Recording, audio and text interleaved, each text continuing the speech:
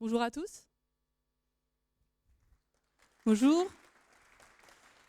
Merci d'être là, merci d'être avec nous pour un des premiers grands plateaux de ce forum économique breton. Un grand plateau, c'est quoi? C'est différentes personnes qui vont se retrouver, pas vraiment en table ronde, mais en tout cas sur ce plateau pour échanger, pour essayer de trouver des solutions concrètes pour la Bretagne de demain, comme le disait à la fois la présidente d'Arkea, trouver des solutions concrètes ensemble, et le président de la région en ouverture tout à l'heure, parler d'une nouvelle manière de travailler ensemble demain. La thématique de ce grand plateau, faire de la transition énergétique et environnementale un moteur de la relance économique breton. Évidemment, un thème d'actualité à quelques jours de l'annonce par le gouvernement du plan de relance et notamment des moyens qui sont alloués à la transition énergétique. Pour en parler, je vais inviter nos intervenants à me rejoindre sur scène. Nathalie Allégret, directrice croissance organique et développement client chez Engie. C'est bien me rejoindre. Benoît Bonaventure, directeur de la transition environnementale d'Arkea. Yann Guézel, directeur Grand Ouest Environnement chez Banque Populaire Grand Ouest. Stéphane Le Teuf, président de la Fédération française du bâtiment pour la Bretagne. Marc Posnick, directeur territorial Morbihan et Île-de-France d'Enedis. Et Françoise Rétif, coordinatrice du projet SMILE à Bretagne, développement et innovation.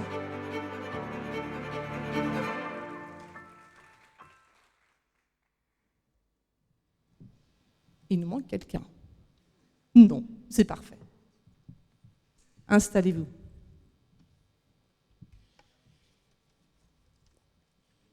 Donc ce grand plateau est également retransmis en visioconférence sur le site du FEB pour permettre notamment à chacun de pouvoir suivre les différents échanges qui auront lieu pendant ces 2 journées.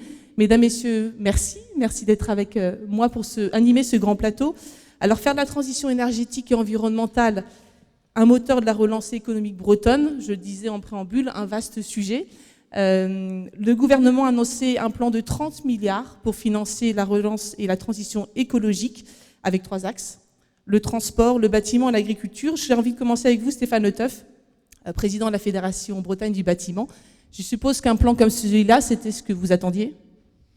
Écoutez, bonjour. Oui, c'est quelque chose que l'on attendait donc avec impatience.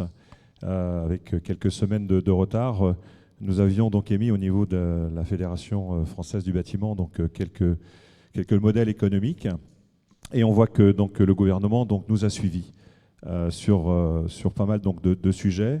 C'est vrai que France Finance aujourd'hui c'est plus de 6,7 milliards d'euros d'investissement vers cette transition donc énergétique.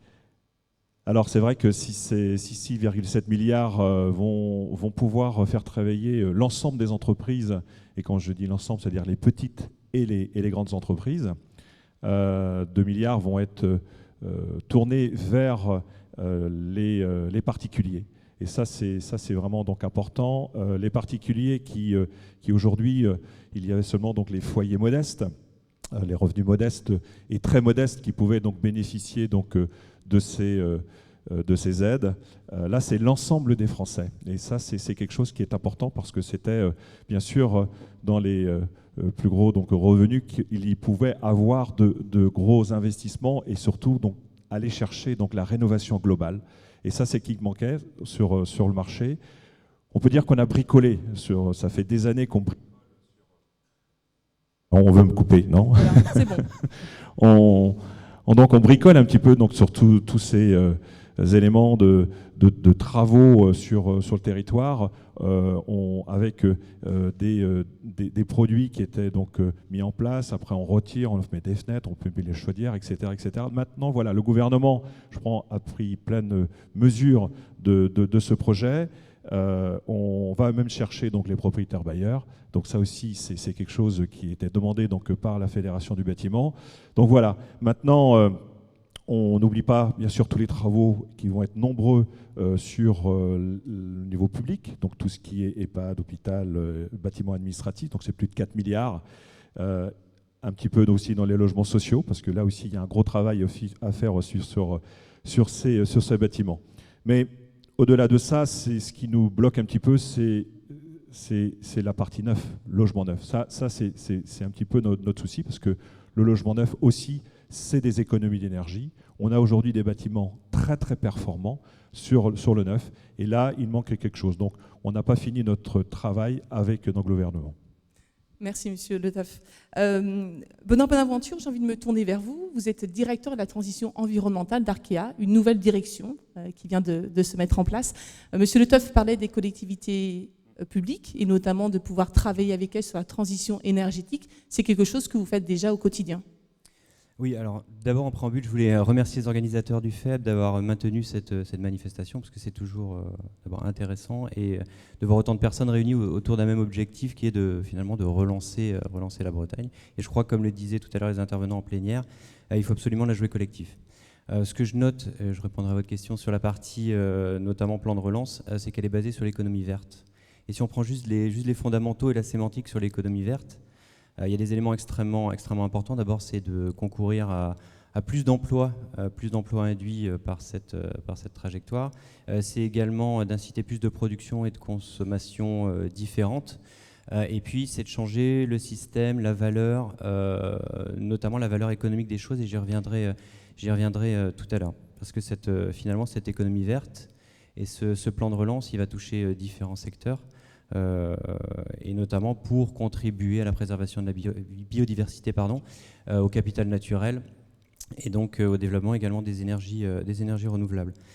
Je crois que sur l'économie verte, ce qui est important par rapport au plan de relance, c'est qu'il y avait quelque chose qui était assez compliqué finalement à réaliser ou à matcher, c'est de réussir à concilier l'économie et l'écologie. Et finalement, au travers d'un plan de relance comme celui-là, finalement, la partie politique vient faire la jointure entre ces différents éléments. Donc sur le plan de relance, bien évidemment que les collectivités sont au cœur du dispositif. On accompagne l'ensemble des sphères de collectivités locales, on accompagne également le secteur public ou même différentes structures, notamment je pense au logement HLM, où les besoins sont importants. Et tout à l'heure, on abordera peut-être la partie également copropriété, qui est un enjeu fort, particulièrement en Bretagne, avec des logements particulièrement dégradés. Alors, Arkea, partenaire du FEB, déjà il y a plus de 2 ans, au travers, on a défini avec nos parties prenantes, notamment une raison d'être. Et au travers de cette raison d'être, ce qu'il en ressort, c'est que Arkea va être partenaire des transitions et contribuer fortement à la vitalité économique et durable des territoires. Donc, c'est-à-dire qu'on souhaite véritablement avoir un impact positif sur le territoire. Alors, peut-être de façon prémonitoire, mais on a créé effectivement une nouvelle filière donc de transition environnementale qui va adresser 3 sujets. Alors, je vous le dis à demi-mot, on ne l'a pas soufflé au gouvernement dans le cadre de son plan de relance, mais les 3 thématiques, c'était clairement le financement des énergies renouvelables, photovoltaïque, méthanisation, hydrolienne, etc. La rénovation énergétique des logements, qui est au cœur de notre dispositif, et l'efficacité énergétique. Donc voilà, une action extrêmement marquée. Et pour terminer, tout à l'heure, je parlais notamment dans l'économie verte d'un élément qui est primordial, c'est notamment la valeur. Aujourd'hui, d'ores et déjà, auprès des acteurs que l'on accompagne, on ne juge pas la performance d'une entreprise exclusivement à l'aune de sa situation financière. On commence d'ores et déjà à introduire des éléments extra-financiers. Très récemment, on a démocratisé des solutions de financement tout à fait innovantes, introduisant des critères extra-financiers permettant à la contrepartie d'avoir une réduction sensible de son taux d'intérêt en fonction de l'atteinte de certains critères extra-financiers, notamment en matière sociétale, environnementale et économique. Donc c'est quelque chose que l'on veut complètement repenser et pas forcément être que sur l'aspect financier. Là, pour le coup, je pense que chacune des personnes qui a ce grand plateau a les mêmes ambitions. Nathalie Allégret, je me tourne vers vous pour Engie. Donc vous êtes directrice croissance organique et développement client. Que les entreprises atteignent la neutralité carbone, ça fait partie des objectifs d'Engie aujourd'hui et de les accompagner pour pouvoir permettre cette transformation. Effectivement, on a inscrit il y a quelques mois maintenant au statut d'Engie une raison d'être également, comme vous venez de l'expliquer pour Arkea, avec la volonté d'accélérer la transition vers une économie neutre en carbone, avec justement cette notion d'être capable de conjuguer des aspects économiques et des aspects de transition énergétique avec cette ambition d'atteindre la neutralité carbone. Alors ça s'adresse effectivement à différents types de clients, les collectivités locales, les clients industriels et également le secteur tertiaire. Donc par rapport à ce plan de relance, on a effectivement la rénovation énergétique des bâtiments qui a déjà été évoquée ici. Donc c'est pour nous un axe très fort. À Rennes, par exemple, on va lancer ce projet de rénovation du Palais du Commerce. Donc c'est au centre de Rennes. Je ne sais pas si vous visualisez où il est, mais c'est un très bel ancien bâtiment qui va être rénové pour atteindre 50% d'économie d'énergie, apporter des énergies renouvelables avec du photovoltaïque, mais également l'utilisation de l'eau de la Vilaine pour pouvoir gagner aussi en termes d'énergie. On a également les transports, on n'en a pas encore parlé, mais les transports, c'est aussi un axe fort de ce volet économie verte du plan de relance. Donc on intervient sur les transports, réseaux ferrés, mais également réseaux urbains, à travers le développement de transports en commun, qui est aussi une solution intéressante pour travailler sur cette économie verte. Et donc toujours, si je reste à Rennes, on a développé par exemple une solution qui permet du coup de privilégier le covoiturage pour arriver sur le territoire rennais et ensuite de prendre les transports en commun. Et donc d'inciter comme ça un changement d'habitude où on utiliserait la voiture de manière individuelle, mais plutôt de pouvoir partager les mêmes véhicules. Bien sûr, le Covid nous ralentit sûrement un peu dans cette ambition, mais en tous les cas, c'est un mouvement de fond. Il y a aussi la décarbonisation des clients industriels qui fait partie de ce plan de relance, qui est pour nous aussi un sujet sur lequel on travaille énormément. L'Union européenne a bien identifié le sujet aussi, avec notamment des besoins de produire de la chaleur verte, ce qui n'est pas un élément très facile en soi. Donc là, toutes les solutions de financement qui vont permettre d'y arriver en prenant en compte les réductions d'émissions carbone sont extrêmement importantes. Donc là, pareil, en Bretagne, on a des projets qu'on développe notamment avec Sojason pour diminuer les émissions carbone, toujours... là, c'est toujours près de Rennes, mais on a d'autres exemples en Bretagne. Et donc ça, je pense que travailler avec les clients industriels, pour qui l'économie verte est un enjeu, puisque finalement maintenant, les consommateurs dont nous sommes partis prennent aussi de plus en plus ce critère en compte de savoir comment est fabriqué le produit.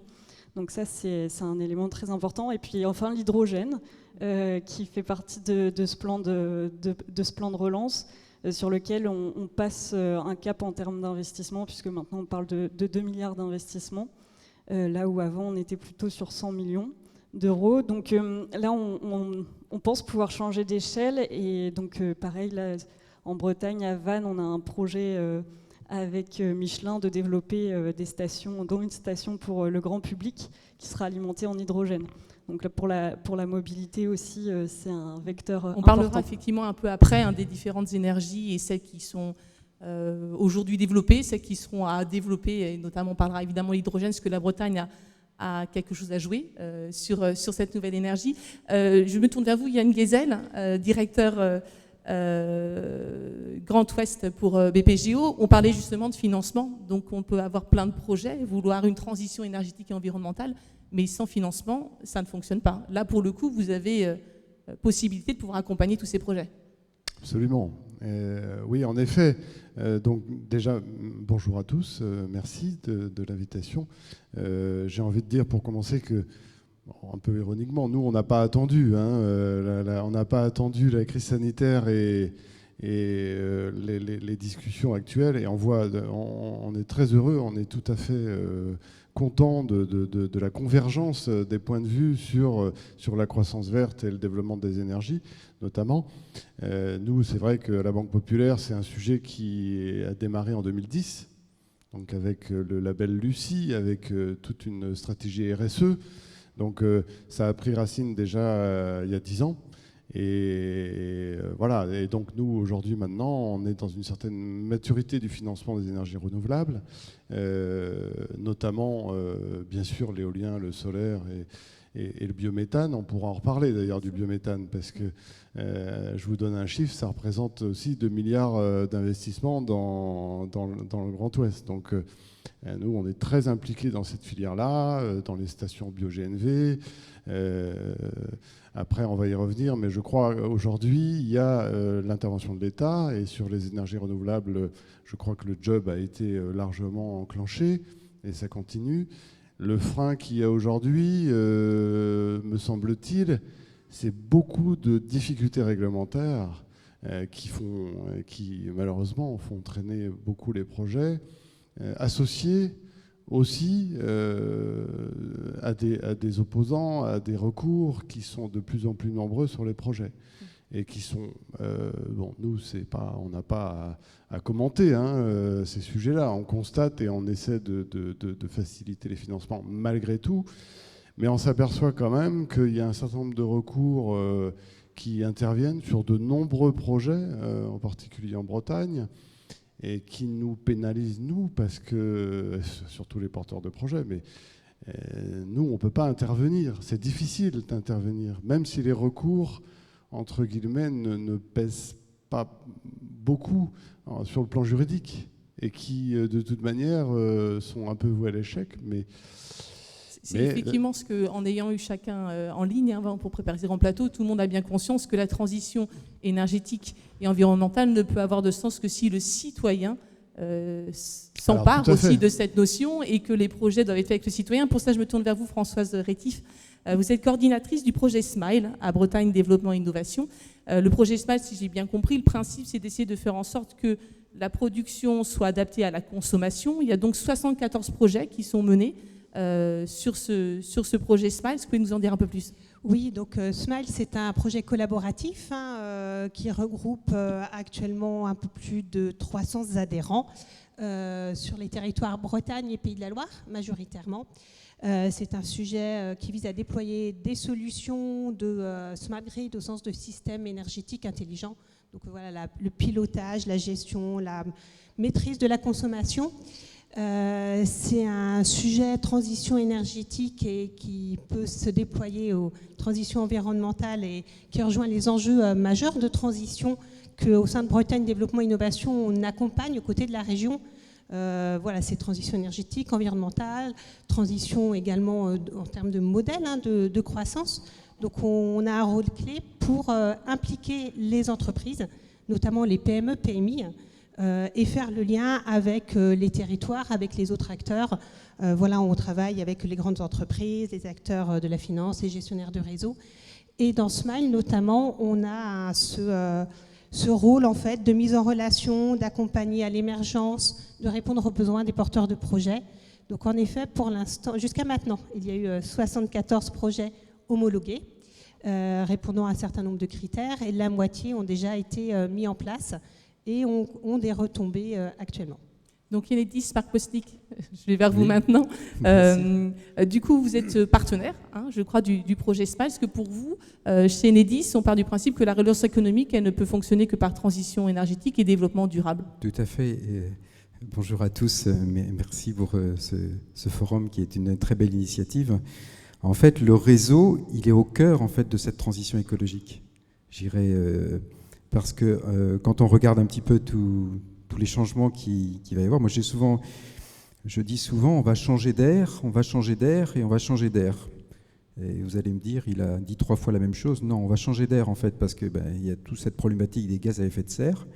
Et en fait, on va avoir des productions par ENR, mais en fait, les productions par ENR, elles arrivent en fait sur le réseau de distribution. C'est un des enjeux. Il faut que nous modernisions en fait le réseau sur ce sujet. On va changer d'air à IRE. On voit que le délocalisé, il y a de nouvelles approches, autour du réseau. On en parlera peut-être, mais tout ce qui est autoconsommation collective, ce sont de nouvelles approches, en fait, belles façons en fait, d'approcher le dossier. Moi, j'appelle ça l'autoconsommation collective, pour développer justement les ENR. C'est une espèce d'AMAP de la production d'électricité, c'est-à-dire qu'on produit localement et puis on va, desservir les clients locaux, avec cette production d'électricité. Et puis, dernière chose, c'est un changement d'air, E accent grave RE, parce qu'en fait, il faut que tous nos concitoyens soient aussi associés. Et c'est vraiment, j'ai ressenti dans l'introduction, j'irais ce fort enjeu d'accompagnement de l'ensemble des citoyens, et particulièrement donc, autour de la donnée, autour de la maîtrise de la consommation de l'énergie. Donc c'est des enjeux très forts. Alors le réseau est au cœur en fait de tous ces enjeux de transition écologique, parce qu'en fait il va accueillir les ENR, des nouvelles approches, il va accueillir la mobilité électrique, il va accueillir tout ça. Donc nous devons, j'irais, de préparer, puisque c'est un bien commun, le réseau qui est exploité par Enedis, et donc il doit être prêt, j'irais, transition écologique ready pour pouvoir accueillir tous ces changements. Et l'entreprise est mobilisée justement pour préparer tous ces changements. Alors, on parlait tout à l'heure de la rénovation, et si on regarde un petit peu ce qu'on peut faire aussi pour se mobiliser ensemble, eh bien, nous avons numérisé en fait, ou digitalisé en fait, le réseau avec un petit compteur Linkit qui de temps en temps fait un petit peu de bruit, voilà, tout à fait. Mais en fait, ce que je dis souvent, on ne pose pas des compteurs, en fait, on digitalise le réseau de façon à ce qu'on ait des informations. Et alors, je vais prendre l'exemple de la rénovation.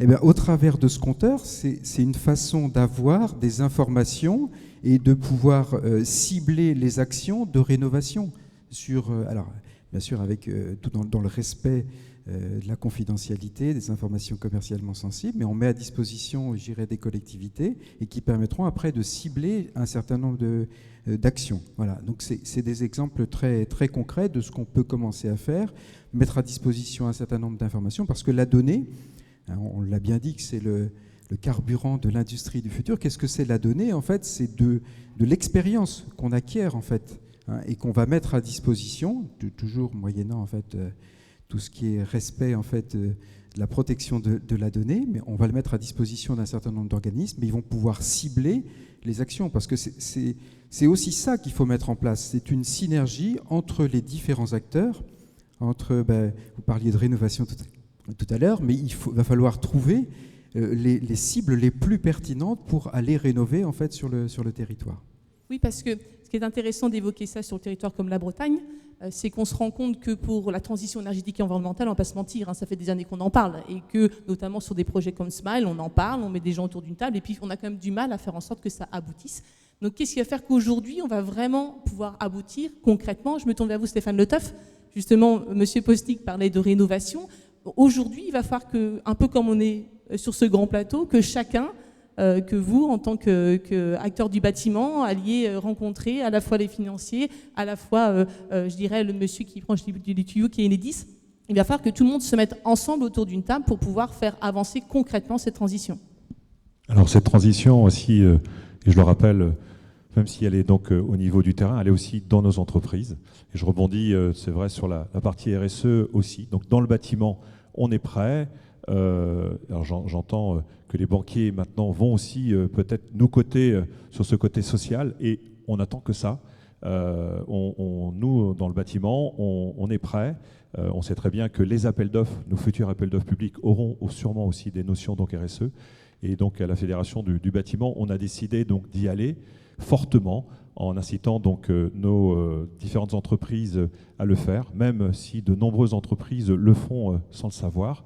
On a mis donc en place tout un projet où on va donc former en interne les entreprises, le maximum d'entreprises de la région Bretagne, pour aller donc vers cette démarche qui permettra bien sûr au niveau d'un bilan financier de ne pas regarder que le bilan financier, de regarder aussi le bilan humain. Donc ça c'est important. Par les gestions des déchets notamment. Alors sur les déchets, donc les déchets aussi, beaucoup de choses sont déjà faites sur le traitement des déchets. Plus de 70% aujourd'hui sont recyclés.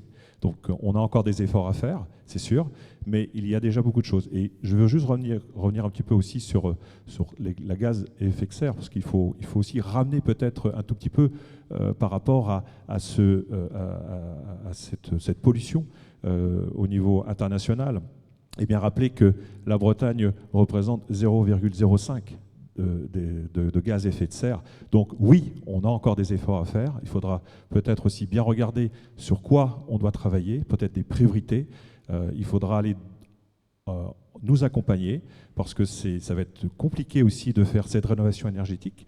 On a donc, c'est vrai, des milliards de travaux qui nous amènent. Cette transition, on devra aussi la faire par la formation pour transformer donc nos entreprises. À peu près, donc, pour donner encore des chiffres, 8 milliards de travaux représentent aujourd'hui, c'est le chiffre d'affaires donc, sur la Bretagne, donc, ce qui n'est pas négligeable. 50% pour le neuf, 50% donc, sur la rénovation. Maintenant, la rénovation énergétique, on attend toujours nos 45 000 logements. C'est 45 000 logements, ce qu'on attend depuis des années. Nous, on y va, on est prêt. On est prêt donc, pour rénover donc, ces logements. Maintenant, ça va être aussi nos particuliers, comment on va les accompagner, de ne pas faire bien sûr des usines à gaz au niveau donc, de tout le formalisme. Et on parlait encore tout à l'heure, c'est vrai, de ces blocages qu'on pourrait avoir. Donc il faudra accompagner, donc, que ce soit financièrement, mais d'un point de vue aussi ingénierie, donc les particuliers dans ce développement. Donc notamment les particuliers et pouvoir avoir aussi à vos côtés, vous parliez d'établissements financiers. Yann Guézel, je reviens vers vous. Vous me disiez, quand on a échangé, que accompagner la transition environnementale et énergétique, c'était aussi des compétences particulières. Vous m'en avez également évoqué ensemble Bonaventure. Quand on est établissement bancaire, c'est pas la même chose d'aller financer notamment un bâtiment qui va mettre en place de l'autoconsommation ou la méthanisation. Ça s'apprend et ça demande des compétences très particulières. Alors, en effet, sur ce sujet-là, on a des sujets qu'on maîtrise très bien, et qui sont tout à fait matures. L'éolien, on en a parlé, la méthanisation, c'est ce qu'on appelle le financement de projet. Donc ça fait appel à des expertises dans les banques, mais on maîtrise, et on maîtrise très bien à la hauteur des engagements concernés, que ce soit 10, 20 ou 50 millions d'euros. Et sur un certain nombre de filières de la croissance verte, nous avons à la fois ce qu'on appelle, nous, des business models. Donc, on sait où ça va, on connaît les chiffres d'affaires, on connaît les ratios des politiques risques, donc on sait faire. Nous, on a plus de 300 millions d'encours sur les ENR, donc c'est pas un problème. Là, dès qu'on prend des sujets un peu nouveaux ou des sujets, entre guillemets, moins projets, comme l'autoconsommation, les rénovations, tout ce qui est isolation et rénovation, etc., les modèles ne sont pas uniques parce que ça va dépendre beaucoup qui porte le projet, comment la rénovation se fait, et quels sont les soutiens publics, parce que par définition, sans soutien public, c'est pas rentable. Comparé à l'investissement qui est nécessaire, ce n'est pas l'économie d'énergie en thermie ou en froid, si c'est le froid, qui va payer les travaux. Donc, il va falloir faire des analyses de rentabilité fines, avec effectivement, d'une manière ou d'une autre, des soutiens. Sinon, ça ne se fera pas. Et ça se fera encore moins dans un contexte où, post-crise sanitaire, la priorité des dirigeants et des entreprises, ce ne sera pas d'aller investir dans ces sujets-là. Donc, c'est un peu, comme diraient les Anglais, c'est double mind, quoi. Hein. On y va, on veut y aller, mais c'est dur sur le plan économique. Donc, les solutions ne sont pas évidentes. Et nous, si les solutions sont visibles, lisibles sur le plan économique, on ira. Mais on ne peut pas non plus financer des sujets qui ne sont pas rentables. Nathalie Allégret, vous le disiez, la crise sanitaire a aussi changé la vision de certaines entreprises, certaines qui se disent, vous parlez de raison d'être pour Engie, certaines entreprises se disent c'est ma raison d'être, je vais aller vers cette transition énergétique et environnementale, et d'autres, comme disait M. Guézel, on est un peu plus frileux parce que ce n'est pas le bon moment, parce qu'on est en pleine crise économique et ce n'est pas le moment. Je n'ai pas dit ça. J'ai pas dit Certaines entreprises pouvaient être frileuses sur l'engagement et sur la transition. Le terme frileux. D'accord, alors pas frileux. Pas le certaines bon entreprises vont réfléchir. Vont être prudentes et vont réfléchir à s'engager dans cette transition. Et effectivement, je pense que c'est surtout avec la crise, c'est plutôt un sujet de priorité du moment. On comprend qu'effectivement, il y a des acteurs qui sont plus ou moins touchés et donc qui vont plus ou moins mettre haut dans leur priorité cette question de neutralité carbone. Néanmoins, on réalise que finalement, la possibilité de faire des économies d'énergie et donc de baisser son budget de fonctionnement pour une entreprise, pour une collectivité locale, ou quand on est dans le secteur tertiaire, ça peut être un levier vraiment intéressant, avec ou sans travaux, puisqu'il y a aussi des choses qu'on peut faire en termes d'économie d'énergie, même sans grands travaux. Ce qui fait qu'on a moins ce souci que vous pointez. Là, j'avais envie de vous prendre comme exemple une communauté urbaine qui est voisine de la Bretagne, qui est la communauté urbaine d'Angers, qui compte 29 communes, pour lequel on va développer en partenariat avec eux un projet de Smart City sur 12 ans. Donc ça va se construire dans les premières années. Mais ce qu'on voit justement sur ce modèle-là de Smart City, parfois appelé plutôt territoire intelligent, c'est que finalement, justement, en termes d'équation économique, on a nettement progressé, puisqu'on arrive à un projet qui permet, c'est un contrat de performance, donc qui permet de dégager des économies, donc à la fois sur l'énergie, avec par exemple sur l'éclairage public de la communauté urbaine, 66% d'économie d'énergie, ce qui est pas négligeable. Alors il y aura des travaux, mais justement on arrive à faire la démonstration que l'investissement en termes de rénovation apporte bien les fruits qu'on attend sur les économies d'énergie. Il y a aussi après tout le confort qu'on peut avoir quand on a un éclairage public de bonne qualité, la sécurité qui a augmenté, les risques d'accident qui diminuent. Donc ça a des effets induits aussi. Donc sur cette équation économique, il y a aussi, plus on arrive à penser le système de manière large, et plus on en voit les effets induits sur d'autres postes de coûts, et qui peuvent justement aider dans cette équation économique qu'on tente tous de résoudre. Après, pareil sur les bâtiments, on va faire avec très peu de travaux 20% d'économie d'énergie sur les bâtiments. Voilà, là c'est avec très peu de travaux, donc je le précise parce que ça veut dire qu'il n'y a pas un investissement en face démesuré, mais on va plutôt jouer sur justement le fonctionnement des bâtiments, l'utilisation des bâtiments pour que ce soit de plus en plus intelligent, et puis mis en synergie avec les autres métiers de la ville, on arrive à aller plus loin en termes d'économie. On va aussi faire des économies sur les consommations d'eau, puisqu'on parle de transition écologique. Donc là d'ailleurs c'était une des ambitions très fortes d'Angers-Loire Métropole, de pouvoir être sur l'accélération de la transition écologique, donc sur les parcs et les jardins, et on sait tous en tant que citoyens qu'on aime bien que l'eau soit bien utilisée aussi, donc ça c'est important. Et donc, quand je parlais aussi d'équation économique, on est là sur un territoire intelligent, donc on va connecter plein de métiers les uns avec les autres. Je vous en ai cité quelques-uns, mais il y a aussi la mobilité, les déchets, et la sécurité. Et donc, on va pouvoir connecter l'ensemble de ces métiers pour pouvoir apporter plus de services aux citoyens, qui va pouvoir avoir des répercussions, on en parlera sans doute sur la question de l'implication des citoyens, sur la vie des citoyens, et augmenter l'attractivité du territoire. Et là aussi, si on revient toujours à une équation, si on élargit finalement le champ de vision, eh bien l'attractivité des territoires, on sait que plus on attirera pour une collectivité des citoyens dans la communauté urbaine, plus on fera venir d'entreprises, et bien plus on arrive aussi à dégager finalement de nouvelles recettes qui permettent d'avoir un système vertueux dans lequel après on est capable de réinvestir. Benoît Bonaventure, justement chez Arkea, c'est ce que vous faites aussi, accompagner les collectivités locales vers l'économie d'énergie, puisque vous me disiez qu'un des principaux postes de financement, entre guillemets, de dépenses plutôt, des collectivités était la perte d'énergie. Oui, alors et justement, je voulais rebondir parce que ce qui est annoncé, notamment sur Angers-Loire Métropole, est assez bluffant en matière financière, parce que les économies, on parle de plusieurs millions d'euros en économies pour la collectivité sur le long terme. 101 millions d'euros. 101 millions d'euros. Sur 25 ans.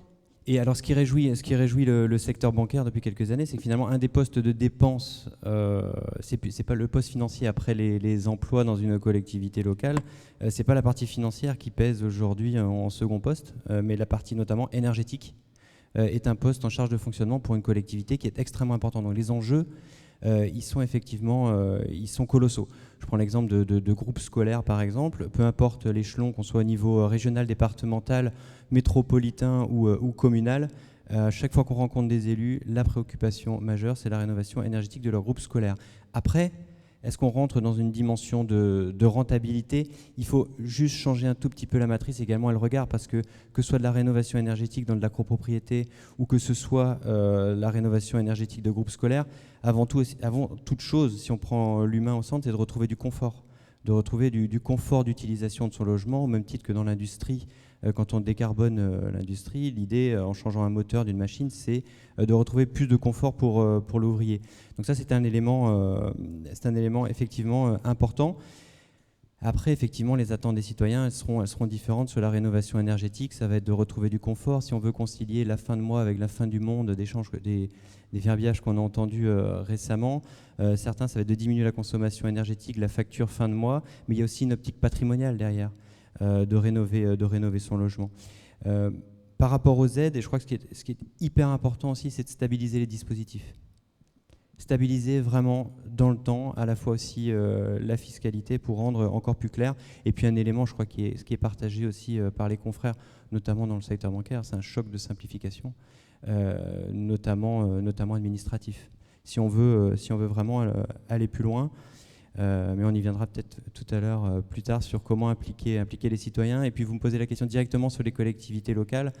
Arkea est partenaire depuis déjà de nombreuses années, participe à la gouvernance d'Élan, qui est fonds de participation régionale, et des SEM d'énergie départementales qui ont été créés en Bretagne. Donc les 4, que ce soit Énergive, le SDEF 22 ou Énergive. Et moi, ce que je remarque, c'est d'abord dans le tour de table, effectivement, on a des banques, on a des collectivités locales, on a des syndicats très investis et avec finalement des vigies locales permanentes. On a les élus autour de table, et si on veut avoir une acceptation sociétale et environnementale sur les dossiers, finalement d'avoir un échelon et un maillage très fin renforce l'émergence des dossiers. Et puis un élément qui change sur le financement de projets et ce que l'on peut s'apercevoir, c'est qu'auparavant on avait des initiatives qui étaient soit d'une collectivité, soit d'un privé, soit d'une entreprise, et aujourd'hui le montage des dossiers finalement associe plusieurs acteurs. Je prends l'exemple de la méthanisation, on va avoir des GAEC d'agriculteurs, mais on va retrouver aussi des industriels ou des collectivités via les bouts de stations d'épuration qui vont intégrer ces dispositifs. On a parlé tout à l'heure, et Yann le soulignait, sur le bio-GNV. Certes, en amont, il peut y avoir la méthanisation, mais en aval, très clairement, on travaille avec les réseaux de transporteurs qui, pour effectuer peut-être le dernier kilomètre, ont besoin de faire évoluer leur flotte. Et je crois que de contribuer à tout ce maillage, et je les SEM d'énergie, par exemple, sur la partie transport. Demain, effectivement, le plan de relance axe sur l'hydrogène. Il y a effectivement le projet de Vannes. On peut citer aussi un projet de mobilité très important qui est H2X, H2X porté sur Redon. Mais l'action qui est menée en concertation avec l'ensemble des SEM par Bretagne Mobilité et GNV, par exemple, c'est de savoir comment est-ce que demain on maille un territoire en Bretagne pour que les transporteurs puissent aller d'un endroit à l'autre, et les particuliers demain sur le Vert. Justement, je me permets, parce que le temps tourne, Pardon. Il ne reste plus beaucoup de temps, 12 minutes 49 précisément. Du coup, je me tourne vers vous, Marc Postnik. Effectivement, oui. On constate que ces projets vont pouvoir vivre et vont pouvoir exister si on est ensemble et donc plus fort, notamment on parlait de Redon, où en gros le principe est de développer l'hydrogène avec l'entreprise, avec le citoyen, avec la collectivité, pour qu'ensemble l'énergie ait un sens. C'est un vrai défi pour vous, en tant qu'Enedis, de faire en sorte que si on a plusieurs pôles de création d'énergie autonome, comment on fait pour déjà tout simplement avoir une équité territoriale? Imaginez que chacun puisse avoir la même production d'énergie autonome, qu'on soit à Rennes ou qu'on soit en Centre-Bretagne.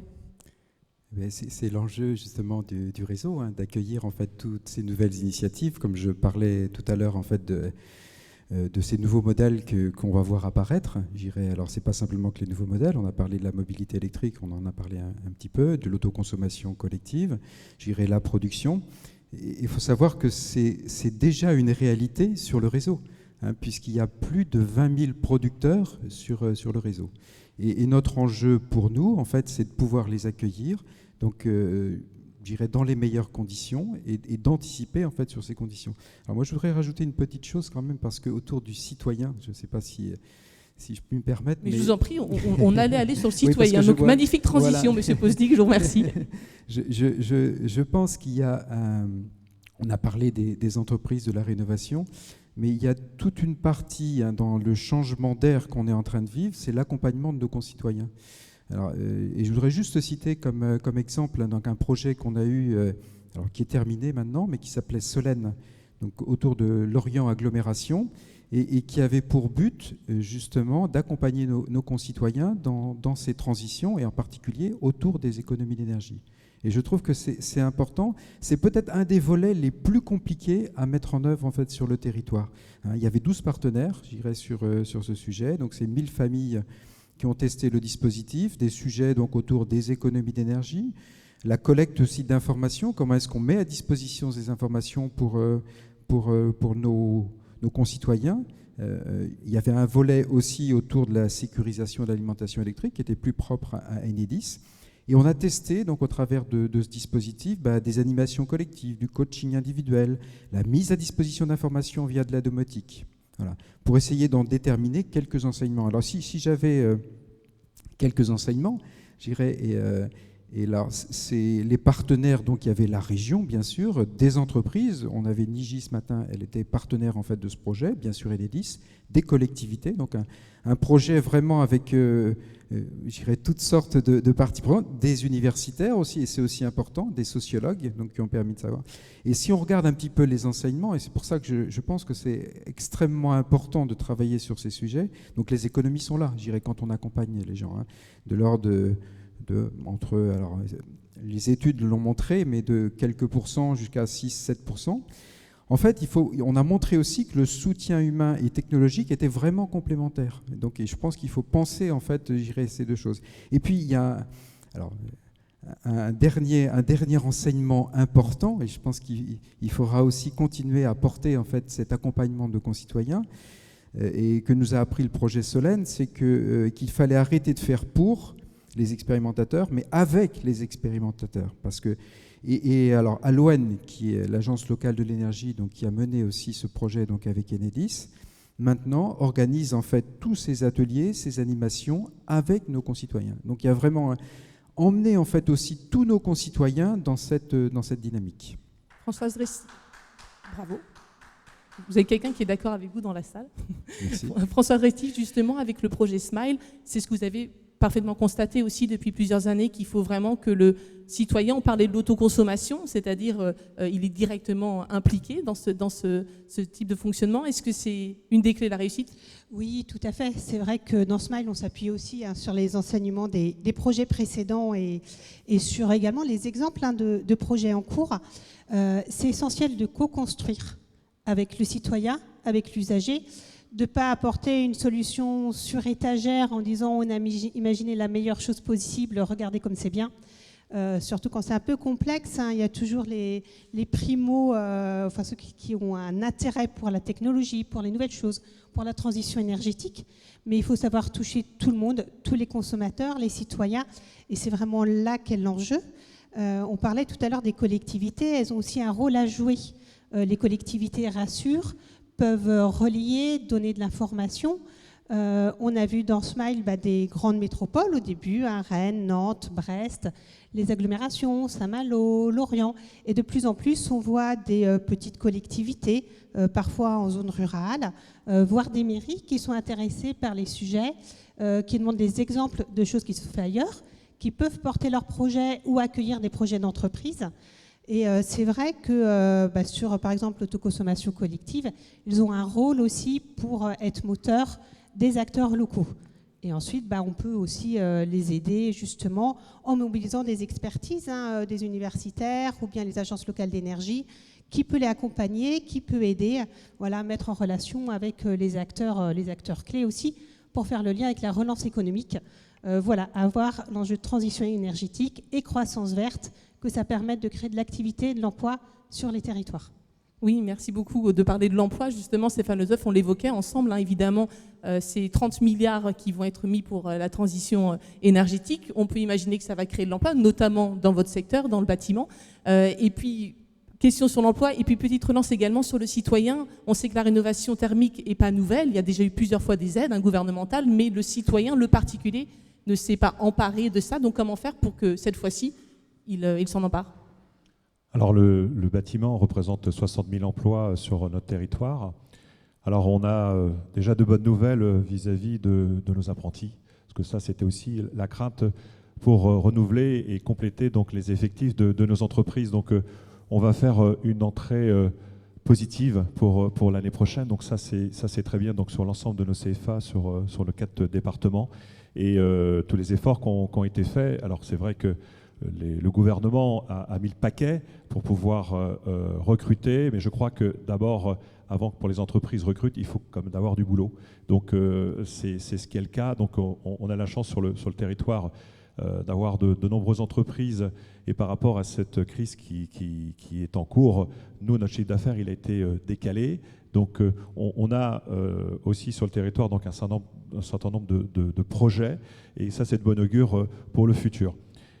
Je reviendrai donc bien sûr l'emploi, donc c'est ce que j'expliquais tout à l'heure, c'est d'abord ça va être pour nous une transformation donc vis-à-vis de nos entreprises. Bien sûr, tous ces travaux qu'on annonce, c'est aussi donc des labels. Alors le label RGE, c'est un label qui bien sûr va bénéficier à nos entreprises qui sont formées pour faire ce type de travaux, et ne pas bien sûr faire attention aux éco-délinquants, parce qu'ils sont nombreux. Vous avez vu un petit peu tout ce qui s'est passé donc vis-à-vis de ces projets avec le nombre de CEE que nos grandes entreprises doivent délivrer pour l'ensemble des travaux. Et ça, c'était une arnaque et qui a été difficile donc, de maîtriser sur le territoire, y compris donc, sur le territoire breton. Donc, faites travailler donc, les entreprises qui sont donc agréées et qui sont proches de chez vous. Donc, pour revenir un petit peu donc, sur cette transition, il faut aussi travailler avec les entreprises. Parce que travailler les entreprises, on a vu un petit peu ce qui a été fait aussi vis-à-vis du GNR. Ça a été très violent de dire on arrête le GNR, donc le gasoil spécifique donc pour nous, les engins donc sur les chantiers. Il n'y a pas, les outils n'existent pas. Donc il faut aller aussi, il faut travailler avec les entreprises, il ne faut pas aller trop vite, il faut donc les accompagner pour pouvoir faire aussi ces mutations. Bien sûr, je pense que tout le monde voudrait avoir des véhicules électriques, c'est clair. Après, il faut avoir bien sûr les bornes qui vont bien. Comment on travaille pour recharger ces véhicules dans l'entreprise? Est-ce que les outils et le réseau suffira pour pouvoir réaliser tout ça? Je vous confirme que oui. Très bien. J'en ai, bien sûr. On prend note, hein, vous avez remarqué. Et derrière, après, bien sûr, on a tout un effet sur la rentabilité. Vous en parliez tout à l'heure. La rentabilité sur les travaux. On a beaucoup de nos concitoyens aujourd'hui qui regardent, bien sûr, qu'est-ce qu'aujourd'hui je vais rénover. Il y a des coûts induits qui sont importants, comme l'amiante. Il faut pas oublier, on a eu beaucoup de freins de projets publics qui n'ont pas pu se réaliser parce qu'on a découvert que cette cochonnerie, eh bien, il fallait bien la traiter. Et il y a encore des projets qui vont mettre peut-être beaucoup de temps donc, à pouvoir avancer. J'avais noté, je crois que c'est 50 millions de tonnes à traiter. Donc ce n'est pas rien. Donc on aura aussi des freins. On pourra pas aller aussi vite que l'on puisse faire. Et puis derrière, donc cette rentabilité dépassée, on annonçait quand même que de faire des travaux énergétiques, c'est plus de 20 ans avant d'amortir. Donc il faudra bien trouver des solutions au-delà, bien sûr, de ce côté rentabilité pour pouvoir pousser donc l'ensemble de la filière à aller vers là. Donc oui, l'emploi, on est prêt. On est prêt, on a tout ce qu'il faut, on a nos apprentis qui sont là, donc il n'y a plus qu'à. Oui, parce qu'effectivement, l'objectif aussi, cette transition énergétique et de l'argent que met le gouvernement en place, c'est de pouvoir créer de l'emploi local, créer une souveraineté de l'emploi. Yann Guézel, c'est quelque chose que vous espérez pouvoir accompagner les entreprises vers justement ce développement et pouvoir s'ancrer localement. Ah oui, tout à fait. D'ailleurs, les décisions qui sont prises dans nos comités de crédit et de nous et de nos confrères, surtout en particulier les banques régionales, sont centrées sur cette priorité-là. Les échanges dans les comités de crédit, a fortiori quand les montants engagés sont importants, eh bien, il y a un regard pour savoir on y va pas, combien, combien ça génère d'emplois. Et plus ça génère d'emplois, plus les décideurs de nos banques sont attentifs au soutien de ces projets-là. Ça, c'est un point très important, absolument. Du coup, Nathalie Allégret, je suis désolée, il nous reste très peu de temps, comme vous pouvez le constater. On va terminer un peu ce tour de table, notamment créer de l'emploi, c'est aussi du coup impliquer les citoyens et faire en sorte qu'ils prennent en main et ils prennent conscience de cette nécessité de cette transition. Oui, alors effectivement, sur la création de l'emploi, c'est une des vocations, je pense, de l'entreprise, et c'est ce qu'on fait aussi au sein d'Engie en Bretagne. On a plus de 2500 emplois en Bretagne. Évidemment, notre ambition, c'est que ça augmente. On a aussi beaucoup d'implantations, à peu près une 50aine, puisque c'est important pour nous d'être au plus près des territoires et de, si j'ose dire, grandir avec eux. Finalement, c'est aussi important de se dire qu'on est une entreprise, mais qui ne travaille pas seule. Donc on travaille avec tout un écosystème. À chaque fois sur les projets que je vous ai cités, ça nous importe énormément de pouvoir travailler avec des entreprises locales, notamment des plus petites entreprises ou des grands groupes. Et donc on a beaucoup d'exemples là-dessus. Et je parle des entreprises, mais il y a aussi les startups qui sont des entreprises en devenir avec lesquelles on travaille. Et ça, je pense que c'est extrêmement important. C'est aussi un élément que, à mon avis, le citoyen regarde. Et on est tous citoyens aussi, et donc on fait attention à ça. Et donc là aussi, c'est important de se dire que, ok, il va pouvoir faire des choix justement pour œuvrer dans cette économie verte, mais en sachant qu'il y a bien le respect de l'emploi local, puisque c'est aussi absolument cohérent et déterminant par rapport à l'économie verte. Plus on arrivera à faire avec du local, et plus on arrive aussi à réduire les émissions carbone. Donc c'est pour ça que ça forme un tout, et que c'est hyper important de travailler en réseau comme ça. Benoît Bonaventure, on évoquait quand on s'est eu au téléphone, tout le monde parlait d'un monde d'après, l'après-crise sanitaire, que les gens allaient changer, le monde d'après avec de belles valeurs. Vous évoquiez que peut-être aussi d'impliquer les citoyens, c'est aussi, comme vous disiez tout à l'heure, faciliter les entreprises et les aider, celles qui vont vers un cercle vertueux, comme notamment les logements, pareil, c'est-à-dire qu'il va y avoir un moment un choix. Le consommateur et le citoyen, il ira peut-être vers louer un logement qui a une baisse consommation d'énergie par rapport à celui qui n'a pas fait d'effort. Mais je pense que le consommateur aujourd'hui il glisse en consomme acteur. On l'a vu déjà sur la gestion des déchets, sur le tri. Et demain les arbitrages sont faits. Je prends un exemple. J'ai aujourd'hui 4 enfants, mais notamment je pense à l'arbitrage qui a été fait notamment sur l'alimentaire. Aujourd'hui vous téléchargez une application Yuka que tout le monde utilise. Vous voyez l'implication que ça a eu derrière sur le Nutri-Score, sur l'adaptation qu'ont dû avoir notamment l'industrie agroalimentaire. Donc aujourd'hui les générations qui arrivent seront extrêmement sensibles. Alors et un peu, si on sort d'une période de Covid, quand on voit le nombre de cartons qui arrivent d'une entreprise américaine, quand on commande sur le net, on peut se dire qu'ils ne mesurent pas trop l'empreinte écologique de ce qu'ils viennent d'acheter. Mais je pense, ceci étant, je pense que c'est en marche. C'est en marche et que demain, ils voudront avoir des entreprises aussi qui s'engagent vraiment. Très rapidement également, impliquer le citoyen, quand on pense à informer, former, monitorer, je pense que c'est hyper important. Et aujourd'hui, tout le monde est sur son smartphone, mais de savoir combien on consomme en instant T, c'est hyper important. Et nous, la vocation, en tant que banque aussi, c'est de donner du sens à l'épargne. Ça a été évoqué par le président de la région en plénière. Vraiment donner du sens. Aujourd'hui, on a, bien sûr, sur la partie financement, on l'accompagne, comme j'ai dit tout à l'heure, sur des éléments extra-financiers. Sur la partie épargne, que ce soit de l'épargne financière, où on a des gammes investissent 100% sur de l'investissement socialement responsable. On met également des enveloppes spécifiques qu'on appelle RSE. Et je crois de flécher de l'épargne, ça peut être intéressant pour la libérer, parce que cette épargne, finalement, qui va être fléchée, va permettre de financer et d'accompagner des projets de rénovation énergétique, des projets de développement durable. Monsieur Postnik, le mot de la fin.